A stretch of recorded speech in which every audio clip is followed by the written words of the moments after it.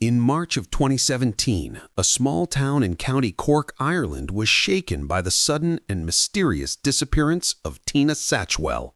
To the outside world, it seemed like just another case of someone vanishing without a trace. But as the days turned into weeks, and the weeks into months, this seemingly ordinary case would unravel a dark, chilling story that no one could have predicted. The world knew Tina is a vibrant, friendly, and caring woman.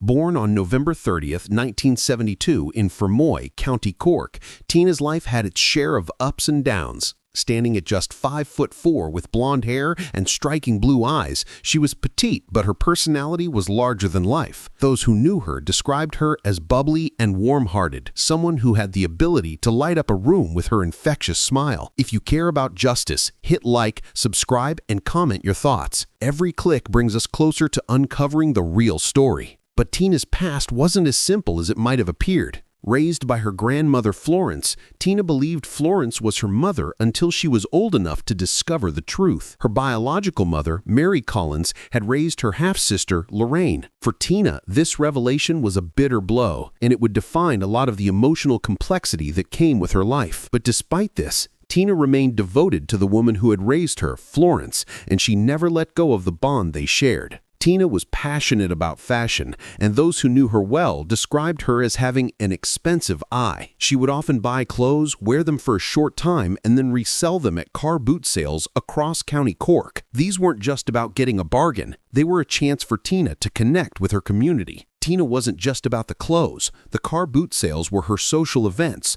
her way of connecting with the regular vendors and customers. She had a flair for fashion, and she carried herself with style and grace, often matching her Chihuahua, Ruby, to her outfits. Tina also had a deep love for animals. Her dogs, Ruby and Heidi, and her parrot, Valentine, were like children to her, always by her side. She was rarely seen without them, and those animals were a reflection of her compassionate and nurturing nature. But Tina was more than just the girl with the stylish wardrobe and beloved pets. She was a woman with layers, a side to her that remained private. Despite being friendly, Tina was shy. She wasn't the type to let many people close. Her closest confidant, Lorraine, described Tina as someone who always kept her emotions under wraps. She was a great communicator, well-loved by those around her, but she was private when it came to her own struggles. And then there was the devastating loss of her brother Tom, who died by suicide in 2012. This left Tina struggling with grief, and in 2014 she got Ruby the Chihuahua to help her cope.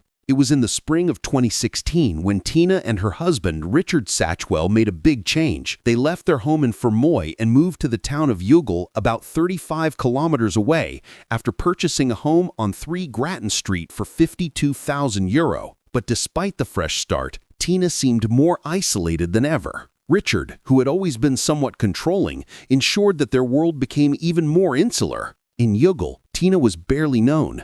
She was hardly seen without Richard, and the couple's financial situation was dire. They lived off social welfare benefits, with Richard relying on Tina. Richard's obsession with Tina began to take a more sinister turn. Tina's family noticed that Richard was possessive, critical of her friendships, and controlling. Lorraine, Tina's half-sister, would later reveal that Richard was always focused on Tina's every move. The more Tina tried to break free, the more Richard would isolate her, making it nearly impossible for her to escape. Richard was obsessed with Tina in a way that went beyond the typical love a husband might feel for his wife. He frequently referred to her as his trophy wife, someone who was out of his league. He worshipped her in an almost unhealthy way, knowing intimate details about her body, her clothing size, even her measurements. He went so far as to run baths for her every night, applying baby oil to her skin and even pedicuring her feet. But of course, there was a darker side to Richard. Tina would later confide in Lorraine,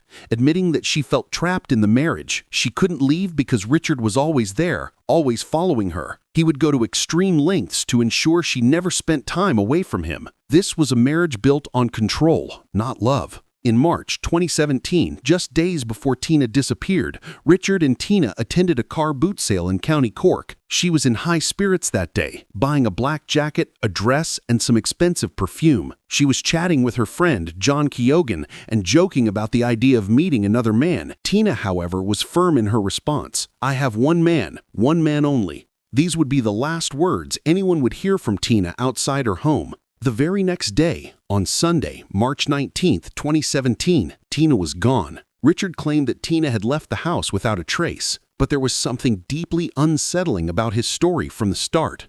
Richard reported Tina missing on March 24, 2017, 5 days after she was last seen. He drove to Fermoy Garda station to file the report, even though his local station was much closer. He explained that he had waited so long to report Tina missing because he thought she needed time to clear her head. He claimed that she had gone to stay with family in Fermoy, although when his family members were questioned, they had never seen her. His account of events was a puzzle that didn't quite fit together. He claimed that on the morning of March 20th, he had made Tina breakfast, a tea, toast, and yogurt with fruit. Tina allegedly asked him to drive to Aldi in Dungarvan, about 30 kilometers away, to pick up fish and food for their parrot, Valentine. But when he returned home around noon, Tina had vanished. Her 2 suitcases, along with a substantial amount of cash, €26,000, were missing. His behavior raised eyebrows immediately. Despite the disappearance of his wife, Richard was strangely calm. He was not frantic or worried about her whereabouts. There were no signs of concern when he was questioned. Instead, Richard maintained a matter-of-fact tone, insisting that Tina had left of her own accord. The case began as just a casual inquiry into a missing person, but as the days dragged on, something felt off. Richard's nonchalance, his delayed reporting of the disappearance, and his lack of genuine emotion all pointed to something darker. There was a growing sense of unease among Tina's family and friends, but no one could put their finger on it. Richard kept pushing the narrative that Tina would return, even though he knew deep down that she wouldn't.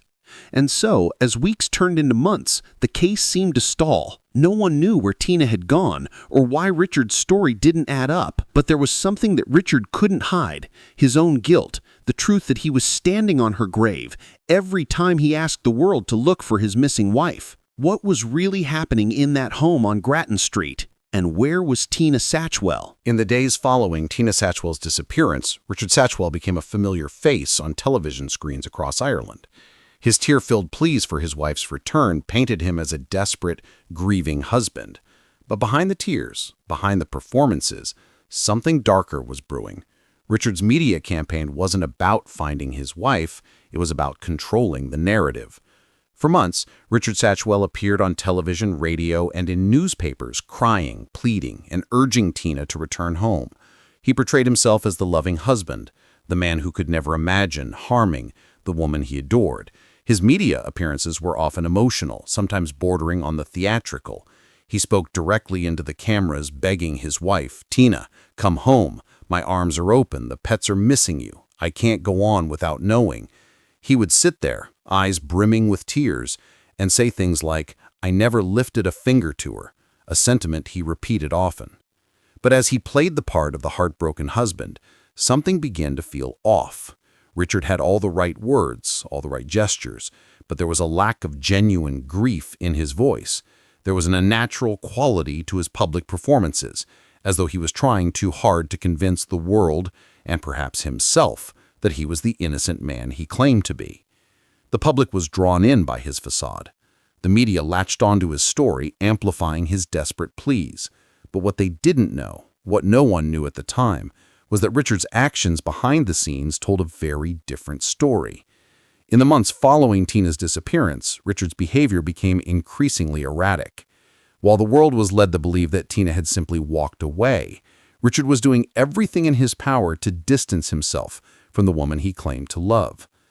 On the 30th of March, just 10 days after Tina went missing, Richard sent a strange text message to Tina's cousin, Sarah Howard. In the message, he asked, "Do you want our big chest freezer?" Sarah was confused by the text. It seemed odd, even for Richard, who had always been a bit eccentric. But what was even stranger was what Richard did the very next day. He listed that same freezer on a popular buy-and-sell website. The freezer, working perfectly, needed only a good cleaning, he claimed. The world had already seen Richard's emotional pleas, but now there was a growing sense of discomfort around his actions. While his wife was still missing, he seemed more focused on selling her belongings than on finding her. And it wasn't just the freezer. Over the course of several weeks, Richard began selling Tina's clothes, her Dr. Martens boots, her bags and accessories, items that she had purchased at car boot sales only weeks earlier. These were not just any items. They were personal, intimate belongings, the kind of things that would have meant something to her, and now they were being discarded, sold off for pennies like they were nothing. Richard's story about Tina's disappearance also began to shift. He told friends that Tina had gone to England to seek medical treatment for a serious infection caused by dry rot in their home. He claimed that Tina had become seriously ill, losing weight rapidly and unable to attend car boot sales anymore. But when friends and family asked about her, Richard's stories didn't add up. No one had heard from Tina, and there was no record of her traveling to England. In fact, those closest to her said she had been in perfectly healthy condition before her disappearance. By late April and early May, Richard's story had become increasingly outlandish. Tina, he claimed, was in a serious condition, so ill that she couldn't attend car boot sales or even leave the house. Yet with all this, he continued to act as though nothing was wrong. He even made arrangements to sell more of Tina's personal items, offering them at the very venues she had once loved. What was clear now was that Richard was not grieving the loss of his wife. Instead, he was playing a dangerous game, fabricating a narrative that he hoped would distract people from the truth. But the lies didn't end there. When Richard did speak to Tina to the authorities, his story seemed to shift depending on the audience. To the Gardaí, he maintained the same calm demeanor he had shown in the media interviews. He explained that Tina had left of her own accord, taking 2 suitcases and a large sum of cash with her. He described how on the morning of her disappearance, she had asked him to go to Aldi, a task that seemed so mundane it almost sounded like an afterthought. But when the police started digging deeper into the timeline, holes in Richard's story began to emerge. CCTV footage would later reveal that Richard was not where he claimed to be on the day Tina vanished. While he had told the Gardaí that he had gone to Dungarvan to buy food, CCTV footage showed him picking up his social welfare at the post office in Youghal. This completely contradicted his statement about his movements on the day Tina's disappearance. Richard's refusal to take a lie detector test also raised suspicions. On live radio, when offered the opportunity to clear his name, Richard claimed to be feeling too tired and unwell to participate. But the refusal to take a lie detector test was seen by many as yet another attempt to avoid the truth. His every word seemed to be designed to throw off the investigation, to keep the focus on Tina's supposed mental state and her sudden decision to disappear. In the midst of all this, Richard remained front and center in the media. His appearances became more frequent, almost as though he were relishing the attention. He didn't just give 1 or 2 interviews. He appeared on numerous programs, including RTE Crime Call, Primetime, and Virgin Media News. In these interviews, he continued to emphasize that he had never harmed Tina, that she would eventually return or contact someone. But as his media campaign continued, his repeated statements about Tina's eventual return seemed more like a man trying to convince others of a truth that he knew wasn't real. The more Richard spoke, the more suspicious his behavior became. His insistence that Tina would one day turn up was at odds with his actions. Instead of actively looking for her, he seemed more focused on maintaining the illusion of a perfect marriage. He spoke about Tina as if she were still alive, as if she was just taking time away from home. But the longer Tina stayed missing, the more bizarre Richard's behavior became. He wasn't acting like a man who had lost his wife. He was acting like a man who was trying to cover up something far more sinister. Then came the moment that would make everyone question Richard's version of events once again. On the 25th of July, 2017, Richard appeared on RTE Crime Call, where, once again, he broke down in tears. "Tina, come home. Is nobody mad at you? My arms are open. The pets are missing you. I can't go on not knowing," he sobbed, staring directly into the camera. To the public, Richard was the image of a devoted husband, a man trapped in a nightmare. But what they couldn't see was the calculated manipulation behind every tear, every word.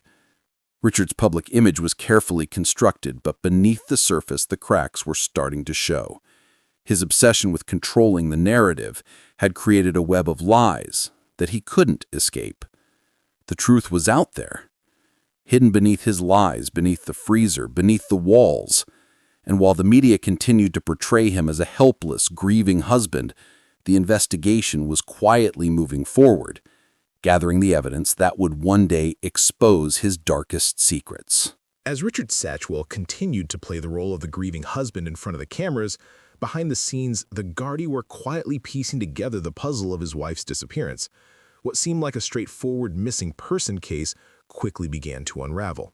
Richard's story wasn't adding up, and investigators were starting to question whether the man who had spent months pleading for his wife's return had something far more sinister to hide. From the very beginning, Richard's behavior raised red flags. He had been unusually calm when reporting Tina's disappearance, offering a matter-of-fact account that seemed devoid of genuine concern. When he claimed that Tina had left their home on her own, taking 2 suitcases and a large sum of cash, it was hard to believe. The details seemed carefully crafted, almost too perfect to be true.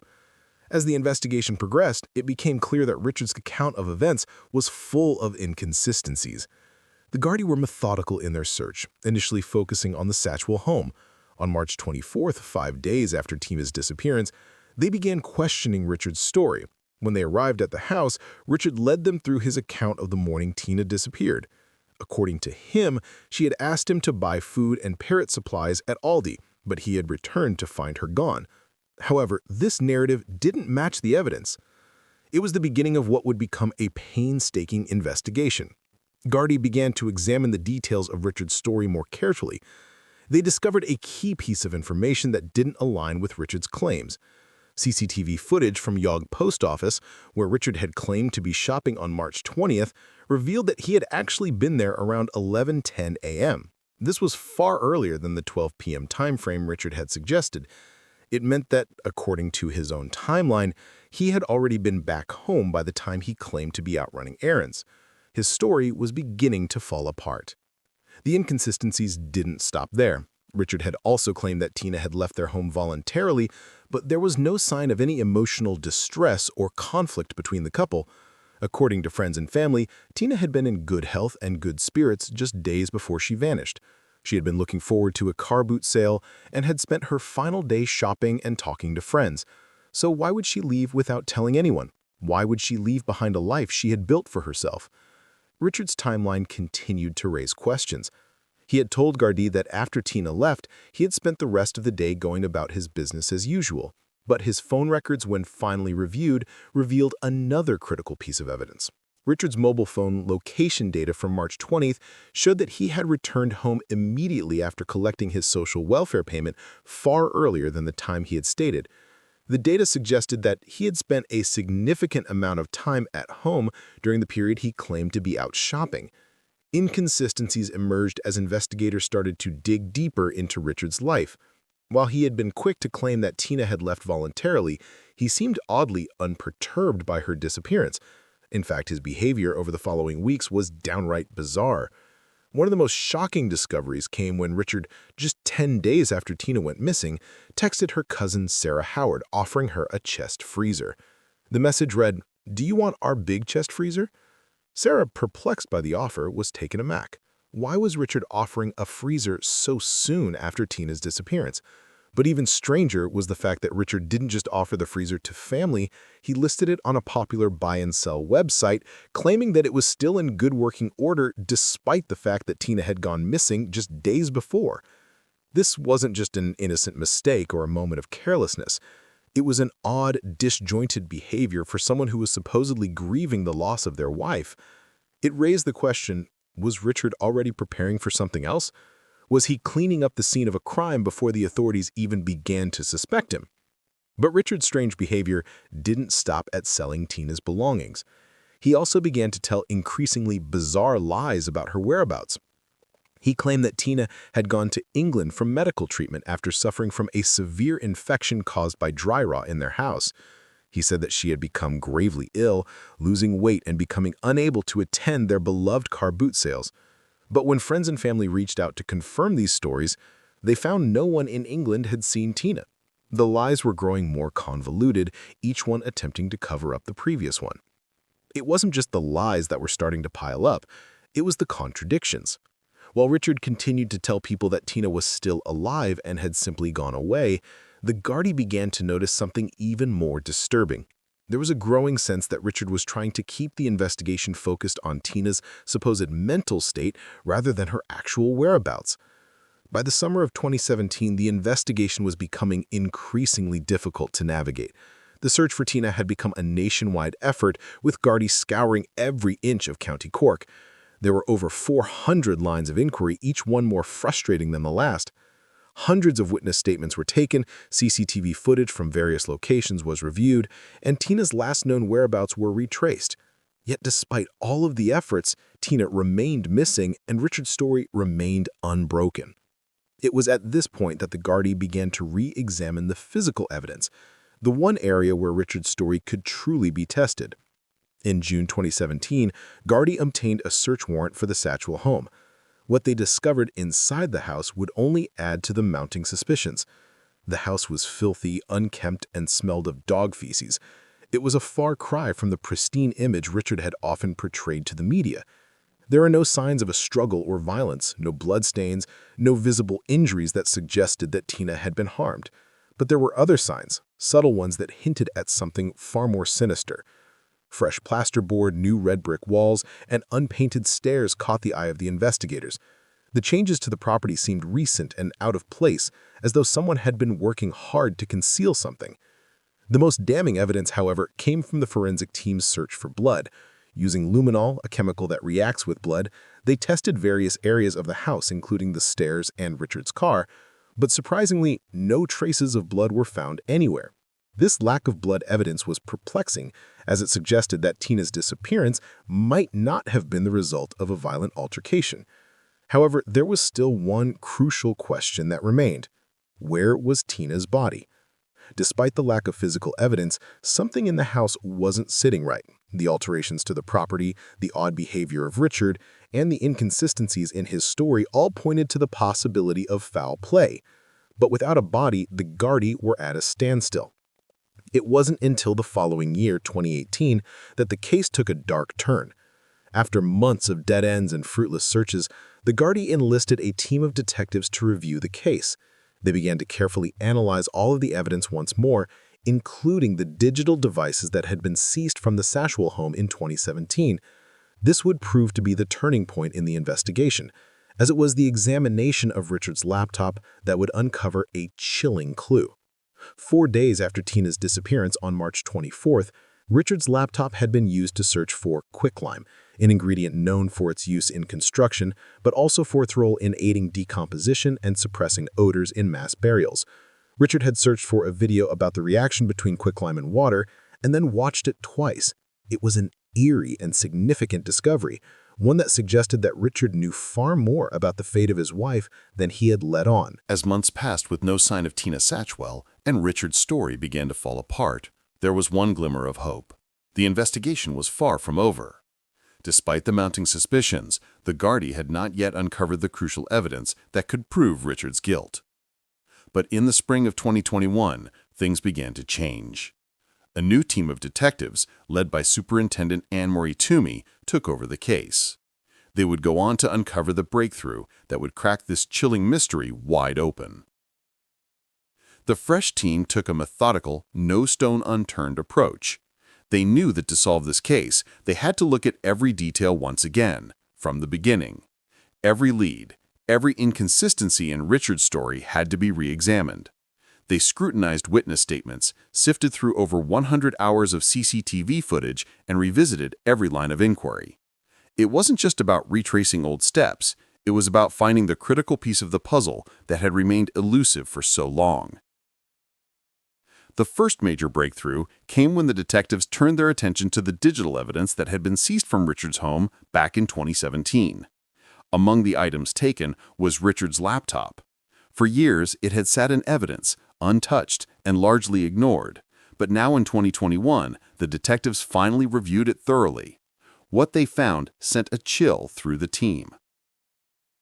On the evening of March 24, 2017, the same day Richard reported Tina missing, someone had used the laptop to search for something unusual.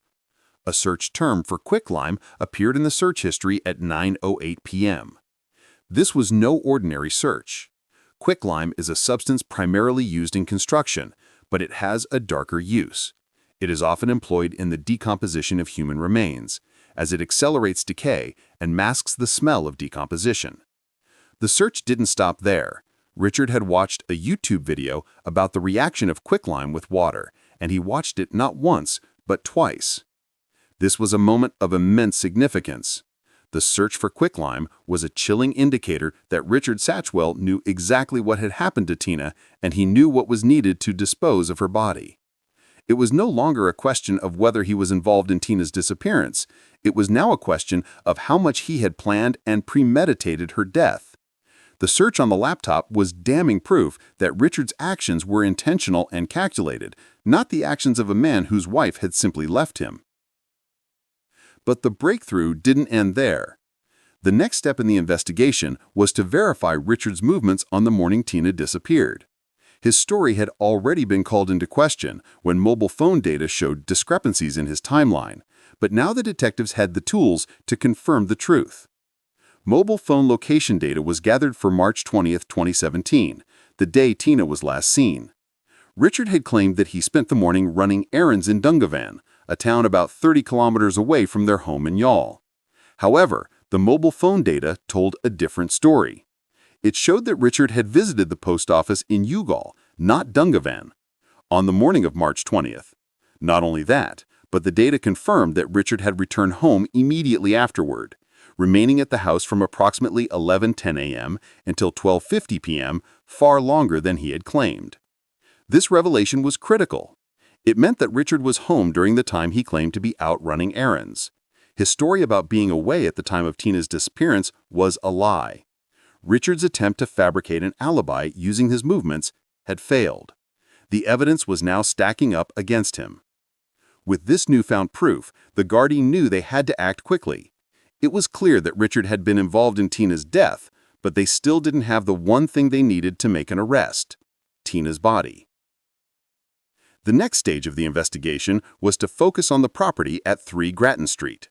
The Satchwell home had already been searched back in June 2017, but the alterations to the property, especially the strange, freshly built wall and the unpainted stairs, had raised suspicions. The Gardaí believed that Richard had made changes to the house to conceal something. Now, with the new evidence from the digital devices and phone data, they were convinced that Tina's remains were hidden somewhere in the house. On October 10, 2023, after years of painstaking investigation, the Gardaí were finally ready to act. They arrived at 3 Grattan Street with a full forensic team, including building contractors, excavators, and a cadaver dog. The goal was simple: to excavate the area under the stairs where Richard had made odd structural changes and find Tina's body. As the team began their search, they brought in a cadaver dog named Fern, a Springer Spaniel trained to detect the scent of human remains. Fern's handler was quick to notice that the dog showed immediate interest in the area under the stairs. This was the moment they had been waiting for. The evidence was finally pointing them in the right direction. The forensic team examined the area carefully. Using powerful lights to inspect the ground beneath the stairs, they noticed something unusual. The floor had a patch of concrete that was visibly newer than the surrounding flooring. It was as if someone had recently disturbed the area and replaced the original concrete. The team had found what they had been looking for: an area that had been altered in a way that didn't fit with the rest of the house. With their suspicions confirmed, the team began to break through the concrete.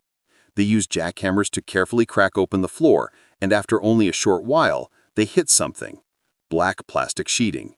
The forensic archaeologist on scene was immediately called in to assess the situation. At approximately 9 p.m. on October 11th, the forensic team uncovered a human hand beneath the concrete. The excavation was halted immediately. The remains were carefully uncovered piece by piece, and as the search continued, the full extent of the burial was revealed. By the following morning, the remains were fully excavated, and the forensic team confirmed what everyone had feared. These were the remains of Tina Satchwell. Her body had been concealed beneath the stairs, buried under layers of concrete and plastic. The remains were still clothed in the dressing gown Tina was wearing when she disappeared. A Tweety bird tattoo was clearly visible on her chest, a final, haunting confirmation of her identity. Richard Satchwell's world was crumbling. The moment the body was uncovered, it was clear that his story had been a lie from the very beginning. His carefully constructed media campaign, his false narrative of Tina's disappearance, all of it had been built on deception. Richard Satchwell was arrested on suspicion of murder. As the investigation unfolded, Richard's story shifted once more. He now claimed that Tina had died in an accident. He said that she had flown at him with a chisel, trying to stab him, and in self-defense, he had strangled her with the belt of her dressing gown. This new narrative seemed even more far-fetched than the first. Richard had gone from claiming his wife had left voluntarily to suggesting that her death was an accident. But it didn't matter what Richard said anymore. The evidence against him was overwhelming. Forensic analysis confirmed that Tina had been dead for years, her remains meticulously concealed beneath the stairs in their home. The truth had been buried for over 2,396 days, and now it was finally coming to light. On October 12, 2023, a discovery that had been nearly 7 years in the making finally came to fruition. The body of Tina Satchwell, concealed beneath the stairs of her own home, was uncovered. For 2,396 days, Tina had been buried in a shallow grave, hidden under layers of concrete and plastic sheeting, while her husband, Richard Satchwell, continued to live his life as though nothing had happened. But with the remains now in the hands of forensic experts, the case against Richard Satchwell was about to take a dramatic turn. Richard's arrest came swiftly after the discovery. The Gardaí had long suspected his involvement in his wife's disappearance, but until now they had been unable to prove his guilt. As the forensic archaeologists carefully examined the remains, the evidence was undeniable. These were the remains of Tina Satchwell. The forensic pathologist confirmed that the body found was indeed Tina, based on the Tweety bird tattoo that was visible on her chest. The final confirmation came the next day when dental records from Tina's dentist in Fermoy confirmed her identity. The search for Tina had lasted years, but the pursuit of justice for her family was just beginning.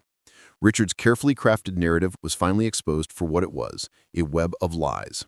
He had spent nearly 2 years making public pleas, crying on television, and telling the world that his wife was simply missing. But with the discovery of Tina's body, it became clear that Richard's public persona was a facade designed to hide the truth of what had actually happened. Richard was arrested on suspicion of murder, and within days the investigation team had gathered enough evidence to charge him.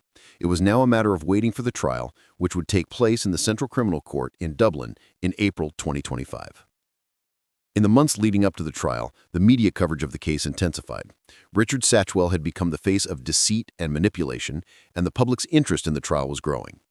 Many were eager to see justice served for Tina, a woman who had been taken from her family far too soon and whose death had been shrouded in mystery for years.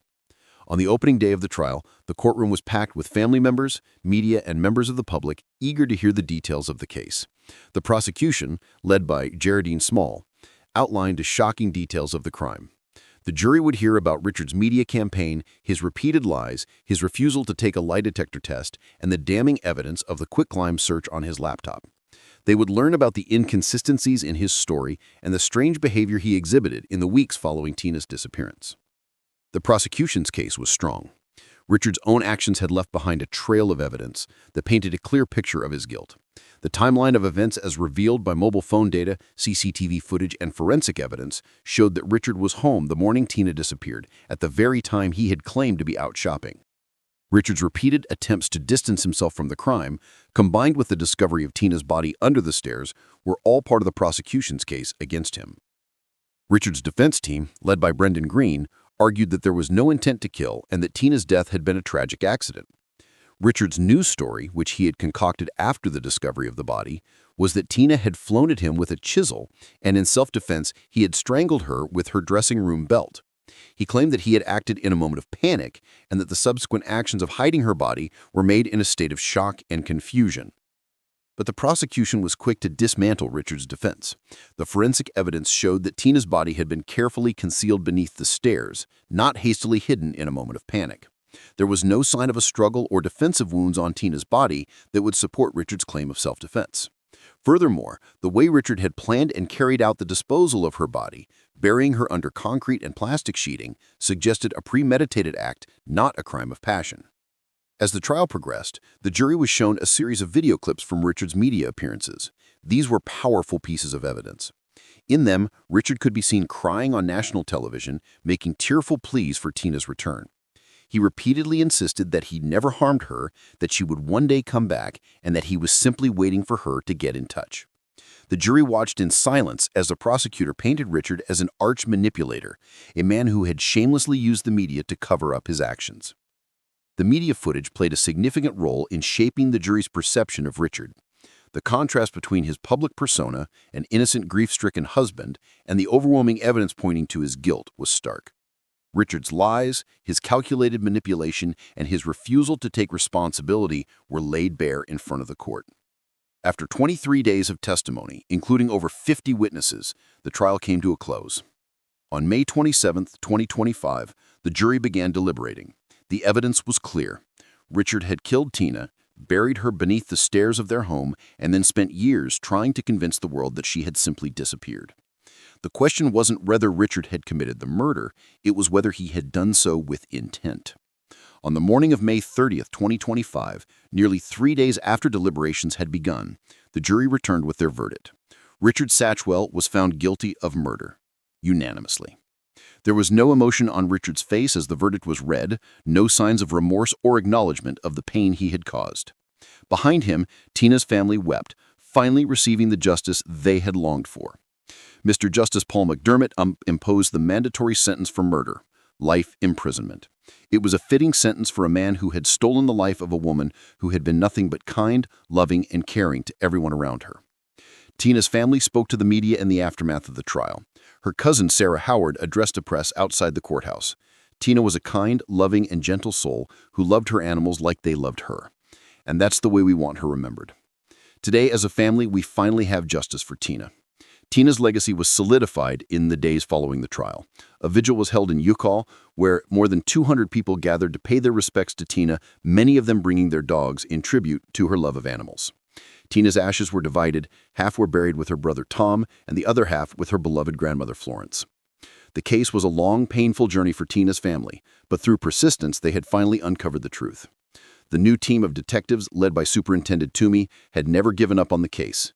Their meticulous re-examination of evidence, the review of digital devices, and the excavation of the Satchwell home all led to the discovery of Tina's remains and the conviction of her killer.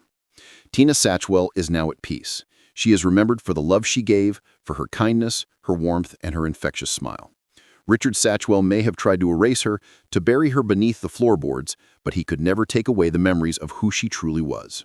Thanks to her family's courage in speaking out and the tireless work of the Gardaí, Tina's story will never be forgotten.